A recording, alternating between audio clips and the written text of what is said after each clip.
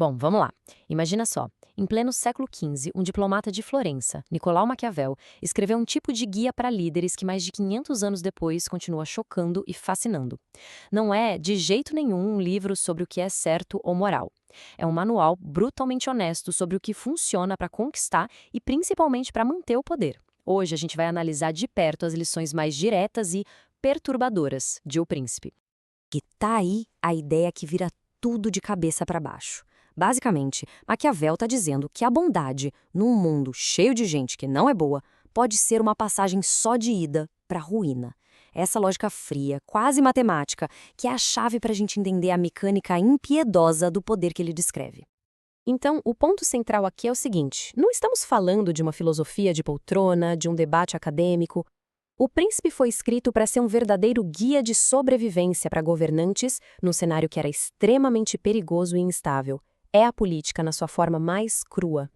E é importante entender que Maquiavel não era um teórico isolado num castelo. Pelo contrário, ele era um diplomata que viu de perto as traições, as guerras, as conspirações que definiam a política italiana da época.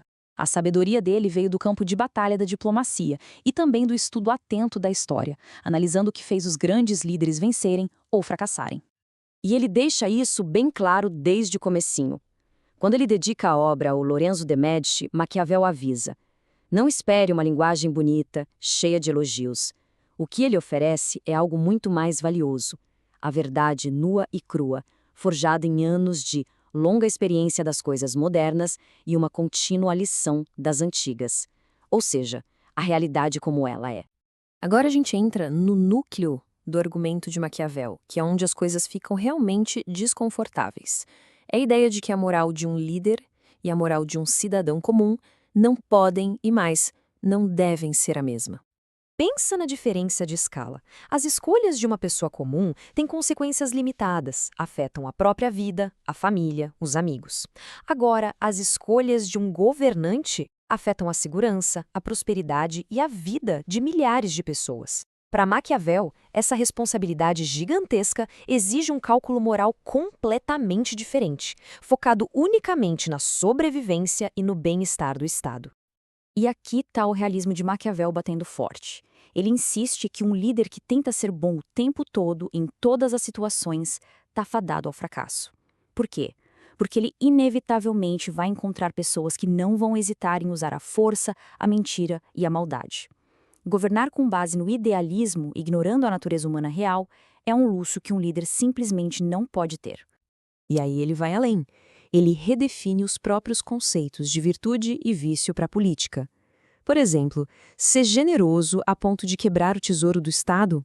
Para Maquiavel, isso é um vício político.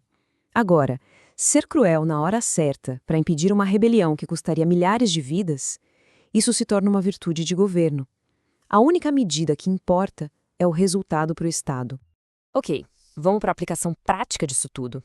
Vamos ver como essa moralidade flexível funciona na gestão dos sentimentos do povo. É aqui que Maquiavel faz uma das suas perguntas mais famosas e oferece uma resposta ainda mais implacável. A pergunta parece simples, né? Mas a resposta revela absolutamente tudo sobre como Maquiavel enxerga a natureza humana. Para ele, isso não é uma questão de gosto pessoal, mas de pura estratégia. Qual dessas duas emoções é a base mais sólida, mais confiável para se construir o poder? A análise dele é bem cínica, mas, vamos ser honestos, tem uma lógica assustadora. O amor, segundo ele, é um vínculo fraco. Ele diz que os homens são ingratos, volúveis, simuladores e que vão quebrar esse laço de gratidão na primeira oportunidade que for conveniente para eles. Já o temor é mantido pelo medo da punição. E segundo Maquiavel, esse é um sentimento que nunca falha. E aí está o veredito final dele. O ideal, claro, seria ter os dois. Mas como isso é quase impossível na prática, a escolha segura, a aposta inteligente para se manter no poder é o temor.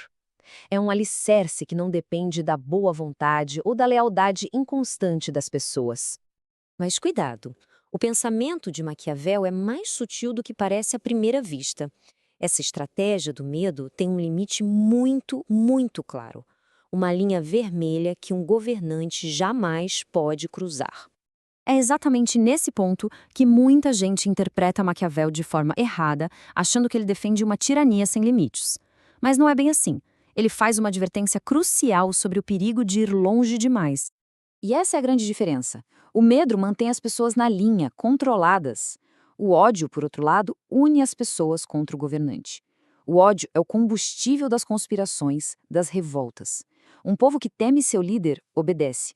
Um povo que odeia seu líder espera a primeira oportunidade para destruí-lo. E Maquiavel é incrivelmente específico aqui. Ele não fica no abstrato. Ele diz que, para evitar o ódio, um governante nunca deve cometer duas ações específicas.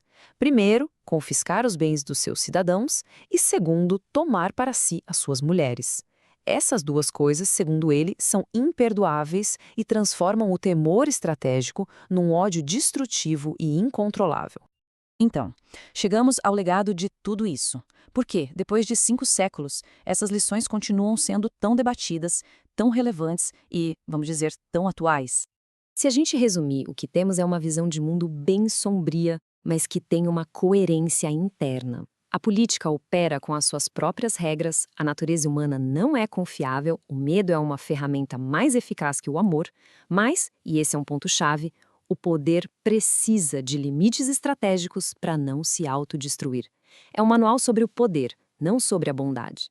No fim das contas, ler Maquiavel é como abrir o capô de um carro para ver o motor da política funcionando, com todas as suas engrenagens sujas de óleo e sua lógica implacável. É uma análise atemporal de como o poder, muitas e muitas vezes, realmente funciona, quer a gente goste disso ou não. E isso tudo nos deixa com uma pergunta bastante desconfortável, que ecoa até hoje. Será que Maquiavel estava certo? Num cenário onde nem todo mundo joga limpo, agir sempre com bondade e idealismo é um ato de coragem? Ou é só uma receita para a derrota? A questão fica no ar.